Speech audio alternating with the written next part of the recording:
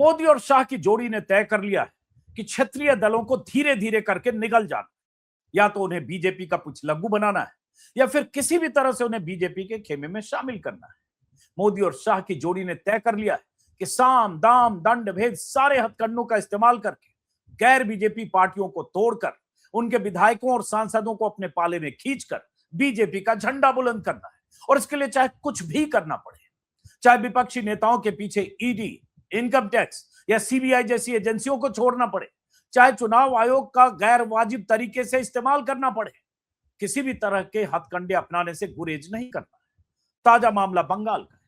बंगाल चुनाव के नतीजों के बाद ममता बनर्जी का पूरा कुनबा बिखर गया। सांसद टूटे, विधायक टूटे, पार्षद टूटे। टूटने वालों की तादाद इतनी बड़ी हो गई है कि ममता बनर्जी के पास टीएमसी लीडरशिप का बहुत छोटा हिस्सा बचा रह गया।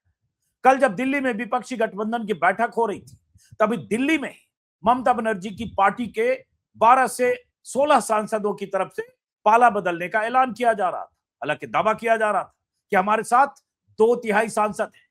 बीजेपी नेता और केंद्रीय मंत्री भूपेंद्र यादव के घर पर टीएमसी के बागी सांसदों की मीटिंग इस बात का सबूत है कि इस बगावत की पटकथा मोदी और शाह की मशीनरी ने लिखी है, उन्हीं के अप्रूवल से लिखी गई है।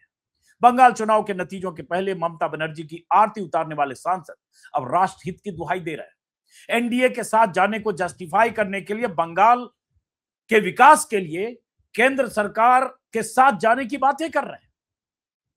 कितना कुछ बदल गया महज 38-40 दिनों में।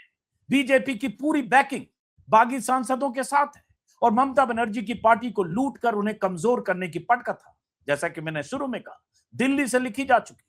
टीएमसी के 80 विधायकों में से 58 विधायक पहले ही टूट चुके हैं। लोकल बॉडीज में भी बड़े पैमाने पर टूट की खबरें आ रही है। इस बीच ममता बनर्जी की तरफ से कल्याण बनर्जी और कीर्ति आजाद जैसे वफादार सांसदों ने बागी सांसदों को गद्दार घोषित करते हुए उन्हें इस्तीफा देकर चुनाव लड़ने को कहा। आज ही कुछ देर पहले महुआ मोइत्रा यूसुफ पठान को ललकार रही है कि थोड़ी हिम्मत दिखाइए, डरिए मत, अमित शाह से डरकर बीजेपी में मत जाइए। लेकिन सवाल यह है कि विपक्ष के लिए अब आगे का रास्ता क्या है? ममता बनर्जी के पास अब क्या विकल्प है? इंडिया गठबंधन अब मोदी का मुकाबला कैसे करेगा?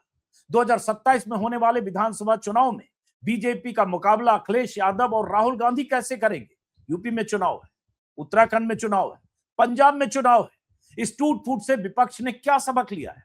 क्या बीजेपी के खिलाफ सड़क पर उतरेंगे विपक्षी नेता, विपक्षी दल?